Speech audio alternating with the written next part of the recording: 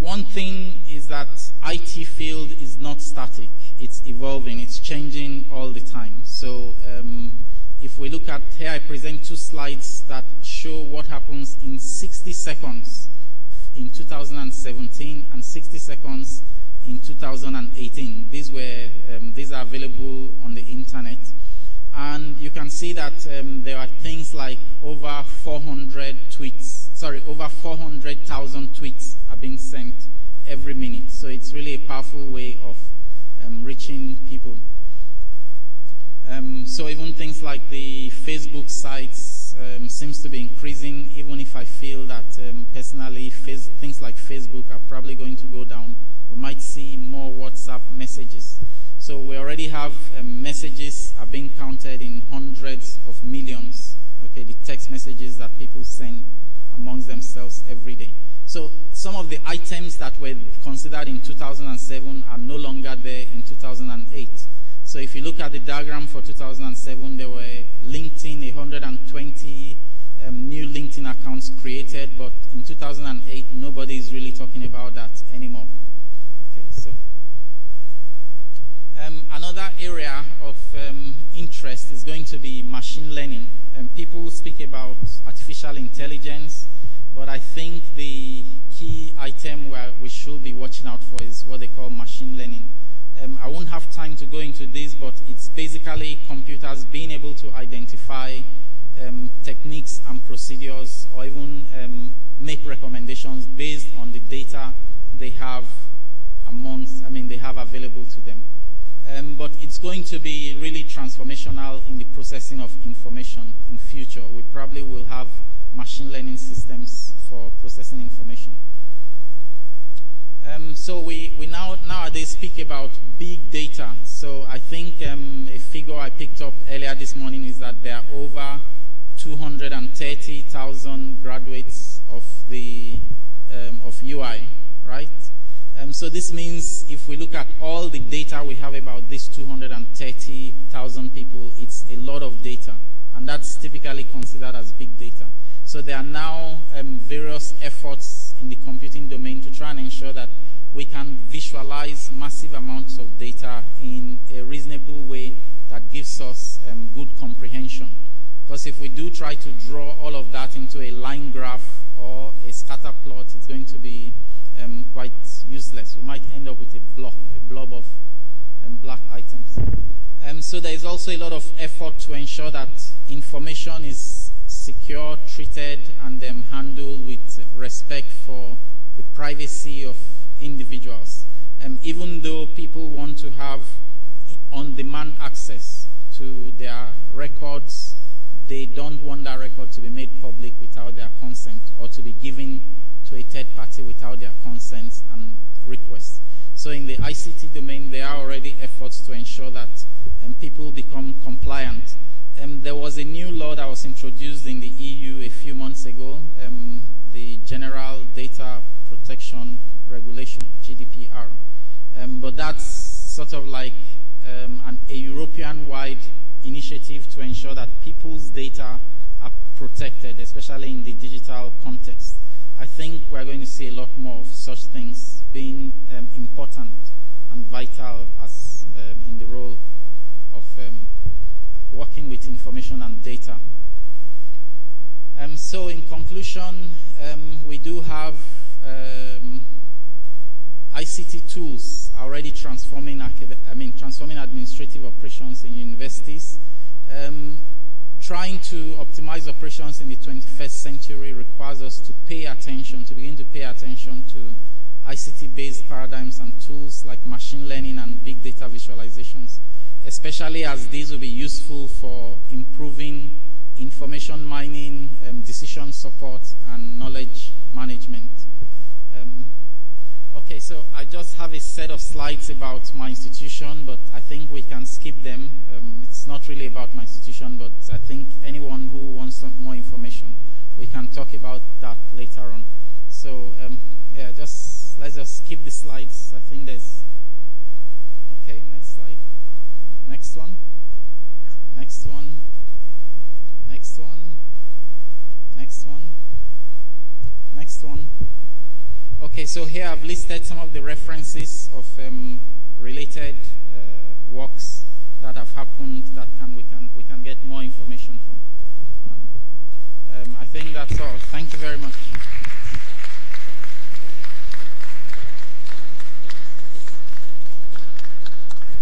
I think it deserves much more than that. Yes.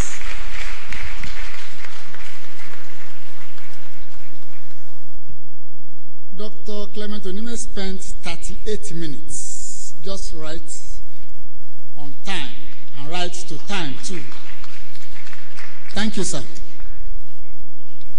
Well, last week I was somewhere and a 6-year-old boy informed his father and said, "Daddy, my teacher punished me for what I did not do." So the father was curious that why should the teacher punish a 6-year-old boy for what he did not do. So he promised his son, he said, "Son, don't worry, first thing tomorrow morning, I will follow you to your school." So in the morning, the man was prepared. Mother was still preparing the 6-year-old boy. And I said, "Junior, tell me, what is it that you did not do?" He said, "I did not do my assignment." The man now asked, "How much of the source of cane did the teacher give?" He said 6. The man added another 6 to make 12. The lesson here: if we did not update our knowledge in ICT, we'll be punished for what we did not do. Thank you. Well, questions and answers, comments, and this session is going to be chaired, as I've introduced earlier, by Mrs.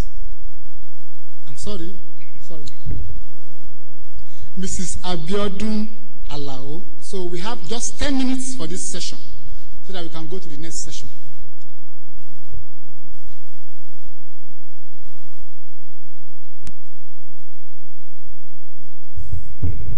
I think we'll just take 3 questions because of our time.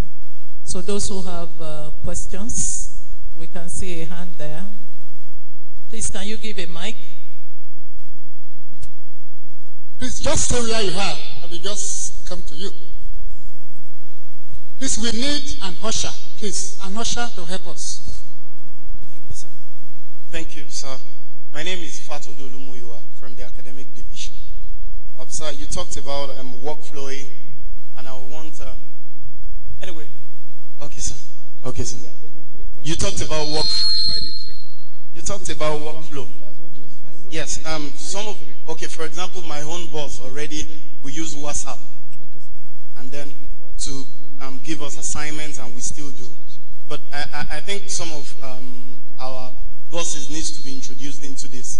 But for me, I want to know the difference between workflow and Trello. Workflow and Trello. We are not new to workflow, but Trello, how does it work, sir? And then, okay, I should leave it. Okay. You didn't hear me. Could you please ask the question again? Okay, sir.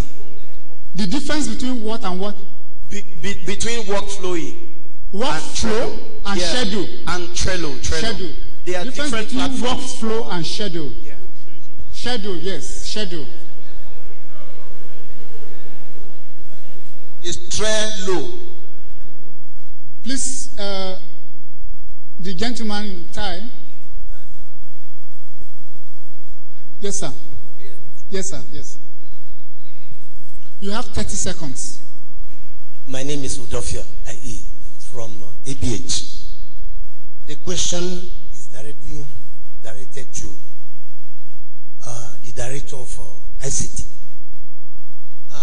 In so much we appreciate this program, I want to ask, what should you do to encourage us to participate in the ICT aspect, especially now when you go to ICT center, most of the sockets are not working. And most of the time you go, there no seat before. It's up to sit. So what can you do, man, so that to encourage us to participate effectively in this program? Can I plead that we have 4 questions? Please, can you please give it to the sir? I'm the MC, sir. Give it to, you are my Oga, but I'm the MC.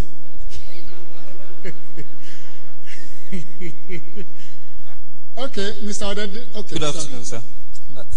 My name is Paul Urina from the International Office. Sir, we appreciate your lecture. You've highlighted the possibilities that ICT can do in the administration of the university. However, presently we have data compartmentalized in silos in the university. What I mean is that data is not centralized. There's no central portal where you can access data either through multiple levels of authorization or whatever level of authorization. How can the university achieve this in the shortest possible time so as for us to be able to have a central database? Thank you. With your kind permission, ma, let's have one more question, please. One more, yes.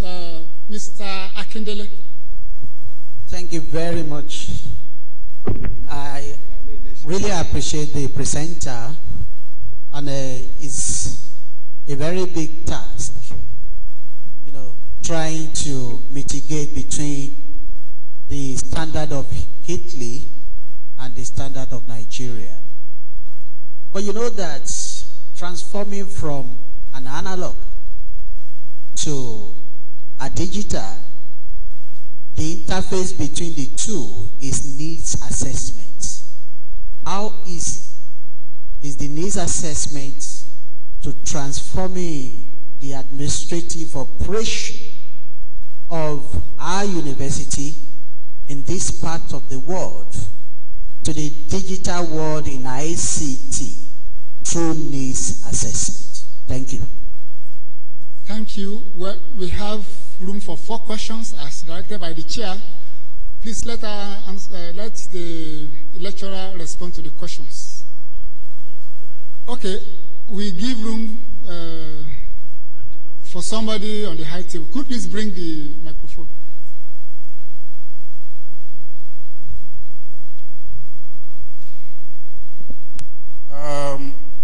I just want to reverse the last question.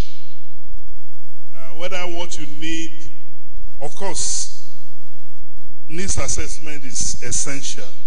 But what I thought the university needs is, what is your ICT development master plan? That is the one that tells the narrative of where you are, what you want to be as a digital university, and what does it require for you to be able to do that. And that would also embed a kind of a training package in phases that what people need to know. Again, I had the fortune of, my last posting was as PAMSEC, Ministry of Communication Technology. One of the things I see is that it's not enough to send people for training if their climate is not IT compliant. They will not learn anything. But in terms of the master plan, the tendency is for technology to be penetrating haphazardly. You just see governance there. You see some technology coming in without any systematic, and some of it are driven by solution providers, contractors, rather than your own.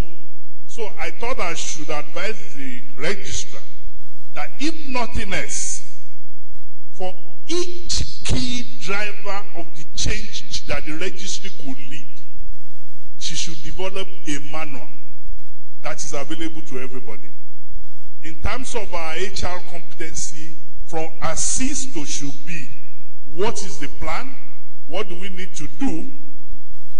In terms of our digital penetration, what do we need to do? And some other leg in terms of quality control, quality assurance in academics and all. Thank you. Thank you, sir. Fortunately, we have what we call a strategic plan. we already presented the 5-year strategic plan. But from what you have said, sir, we need to go much further than 5 years. For ICT. Yes. Thank you very much, sir. But we will also ensure that, yes, sir. To the questions, Dr. Eneme, I want to thank you very much. I didn't know they were going to put that slide on what ICTP stands for. I was going to say the bird whispered to me because I checked it. I don't know how many of us have tried to check him up and see who Dr. Eneme really is. So I want to thank you for questions here that I know you will need to answer directly, sir. The difference between workflow and schedule. Oyinbos, is it schedule? It's schedule or schedule? Okay. That's for you, sir. Then the second one is on the issue of needs assessment, which has been addressed. I think the other ones are actually directed to me, and I'll try and answer them after you, sir. Unless you have some advice to give us, which will be very valuable.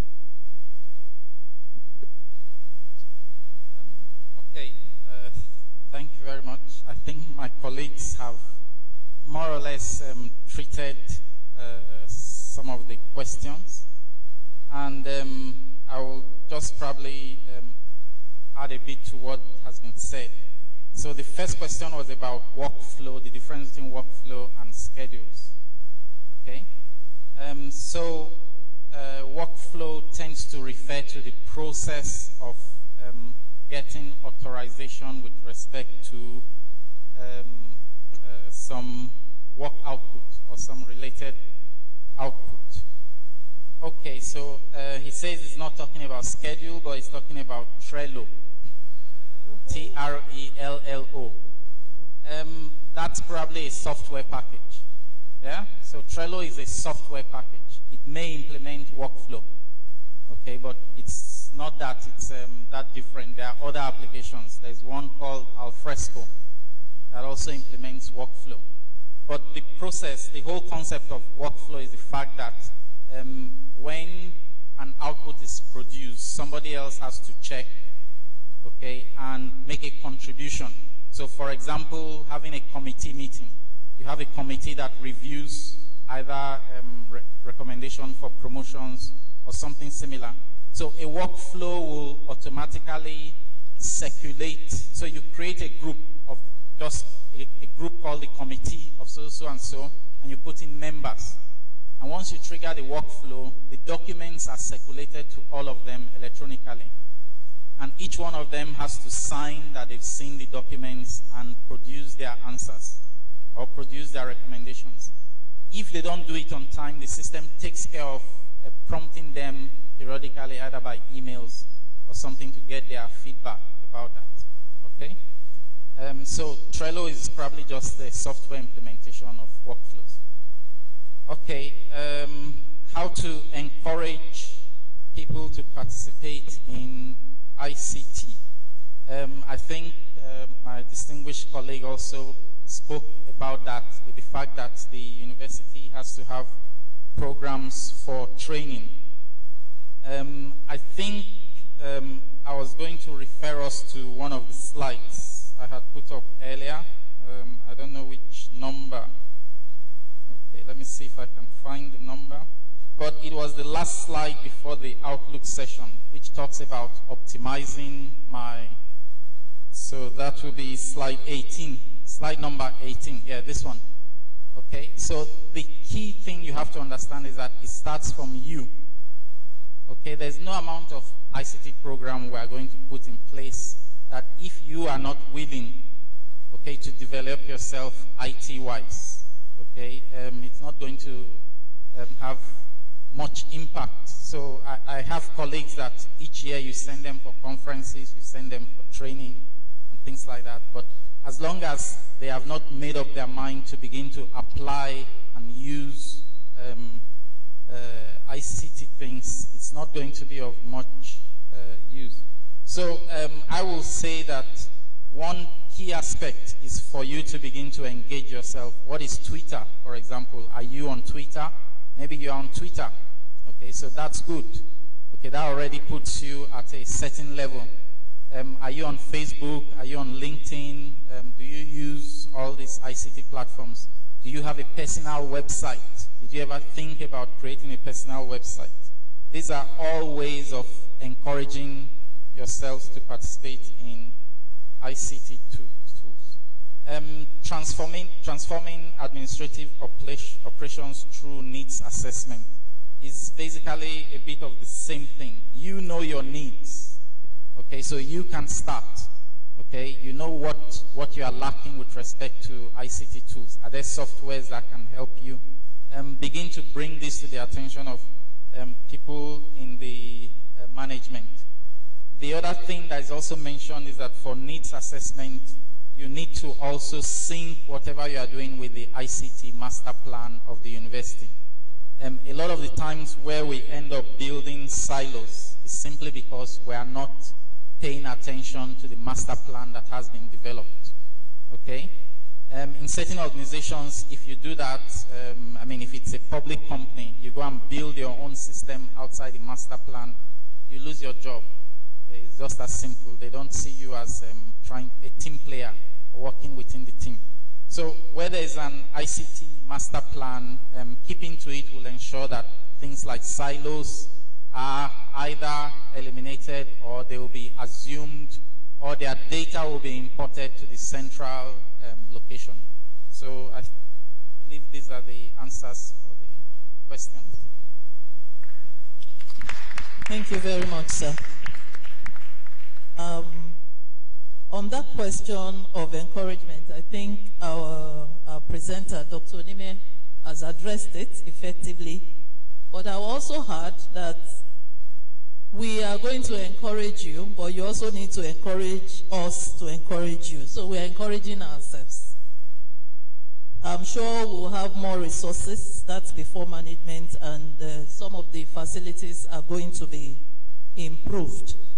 Then talking about the compartmentalized data, ITANS is already working on what we call integrating the database of University of Ibadan, so that we'll have a central source of information instead of having different data from different sources that we will not be proud of.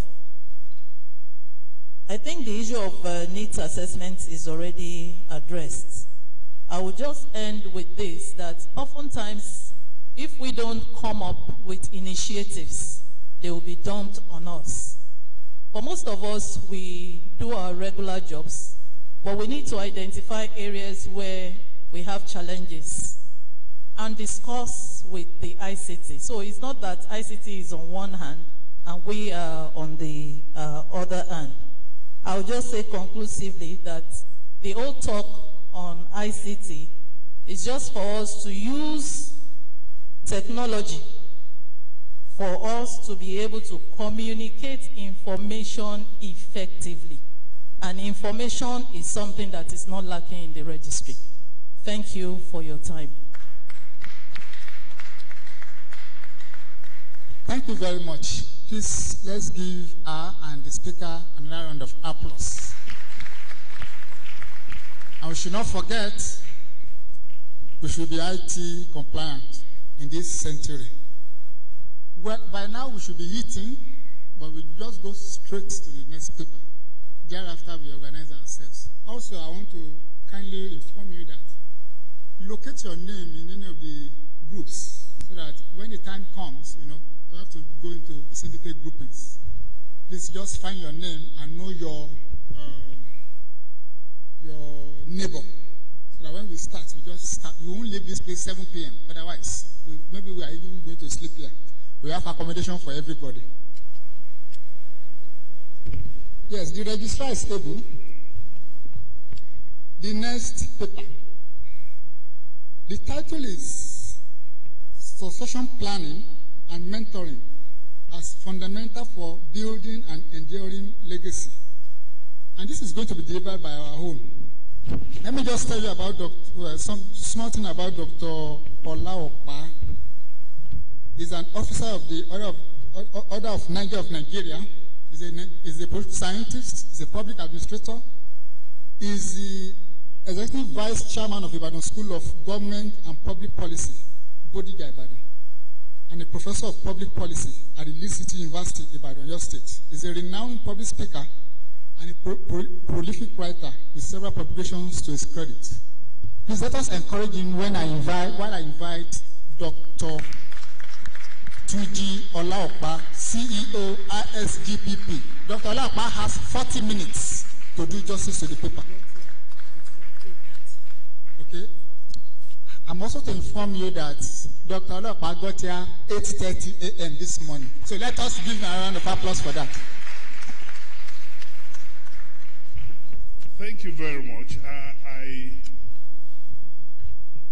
My colleagues in the Federal Civil Service like to think I was an academic that went into administration. But I promised that I was going to be as sound as I could be as an administrator and to still be a scholar. So next slide. My topic is succession planning and mentoring as a fundamental for building an enduring legacy. Now, I've taken the liberty, next slide. I've taken the liberty to put the last crafting, building an enduring legacy, which also feature as the 8th, strategic plan of the registrar, as my understanding of the philosophical underpinning of this conversation. So I will then go into first talk about why mentoring and succession planning is critical. I will look at both and I will conclude. Now, in terms of, next slide, in terms of creating a legacy, registrar in a large organization and an old one, 70-year-old, could mean many things. But I want to take it to mean preserving the very best of the university tradition and brand, as well as influencing it for inflating its system towards change. Actually, is implementing critical system improvement changes that could take it on the track of being world class. It's good enough to be first in Nigeria, but it's a long distance to being world class. So like has been said in previous presentation, it means that one must be able to challenge the status quo and to modernize, innovate, as to manage the different complexities that the university has to face. Next slide. To design legacy, and I'm directing this to everyone that considers himself a leader. And a leader is not the most senior person. Wherever you are providing leadership. But more importantly to the registrar, imagine that you are listening to your farewell speech being delivered by a truthful and frank junior colleague who had worked with you for many years and who know you very well. You are poised for legacy by asking yourself, when I would now be going, what do I want to hear said about my tenure? What do I want to be remembered for? These questions will be meaningless if they are just rhetorical. They should actually inspire action. Next slide. What you want to be remembered for is a function of what you want to change from now on. What do you need to change to take your organization to the next level? And that is the thing that most people don't know. People just have their own understanding of what is not working, and some of these things are maybe symptoms. They may not be the real root cause of why they are not working. Especially an institution like UI that is rooted in long-held tradition. Now, what is the implication of not changing or reinventing some of these traditions and practices? And what will you gain if you successfully change? Now, this is not a change management conversation, so I'm just teasing us. But I'd like to warn, and I've spoken to the registrar privately, what makes experts reformer to be different from other managers is that when you get to an office, you may desire that I like for this system to be taken from as is to should be, at least taking it to next level. But soon you are buried in routine. Every day you are working till 10 p.m.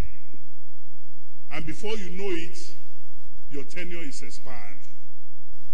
But the question you ask yourself is being busy the strategy, or being committed, being diligent, being the first to, is that the recipe for change? No. So one has to be warned. I always warn new managers. Don't allow yourself to regress into complacency. There's nothing I can do, I've tried. Then lamenting about, but this is not the tradition, this is not the way we used to do it. Lamenting will not help. Action is what helps.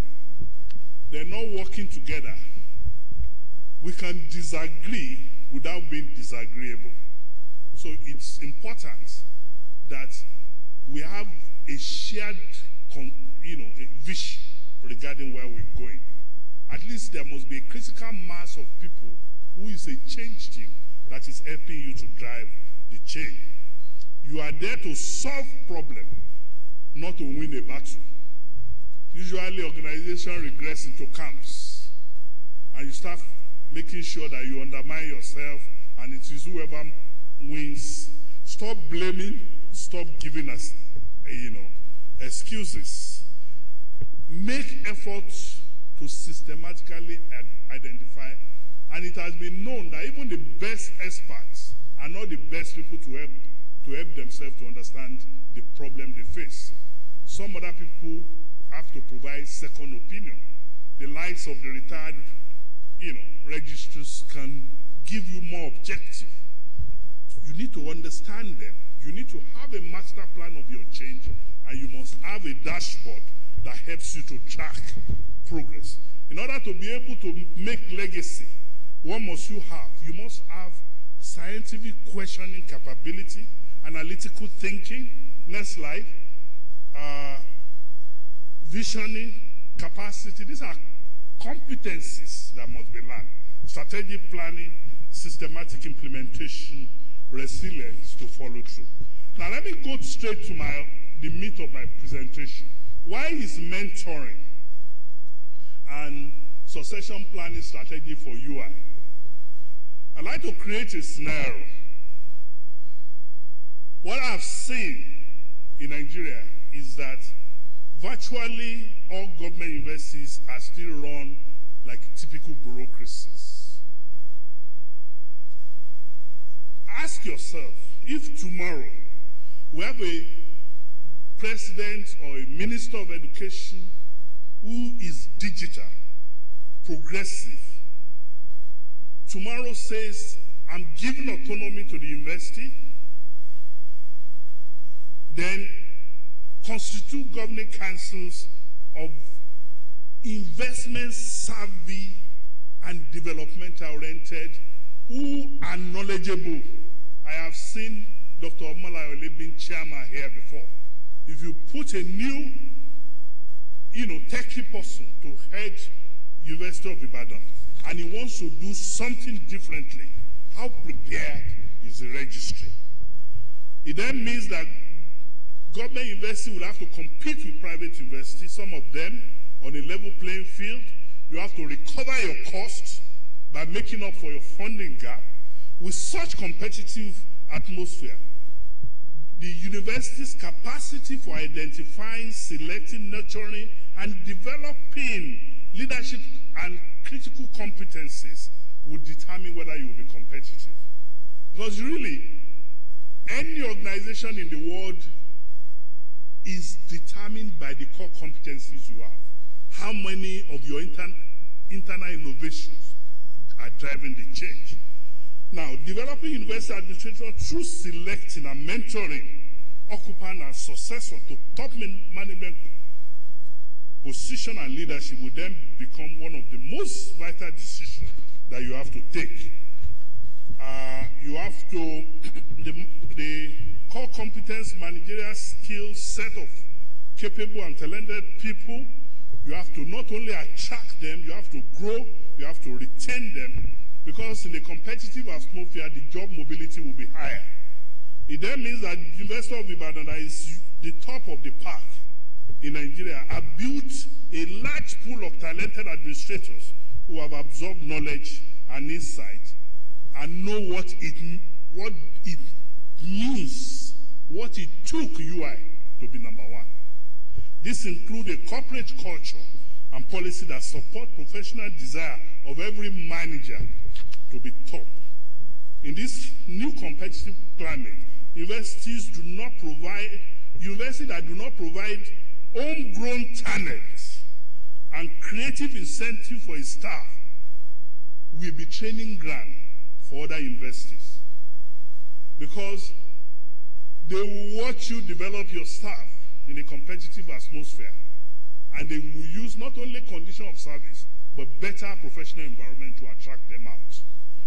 You will then be losing valuable knowledge and expertise and may have to seek replacement from outside, running the risk of recruiting the wrong people and creating structural disruption for your strategic plan implementation in the university. It is with this mindset that I'd like us to look at the two tools that we are looking at today.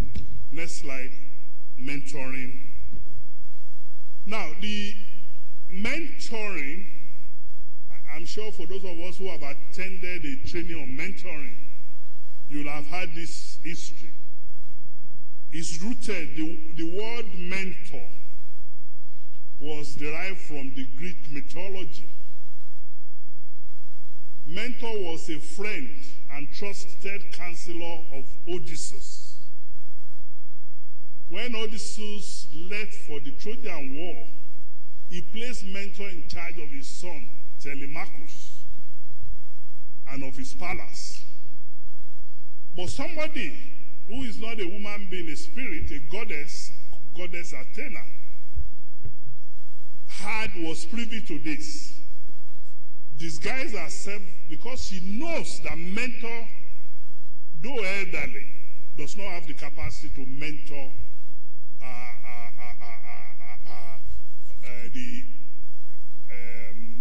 the young man. So what she did was she disguised a mentor and trained the young man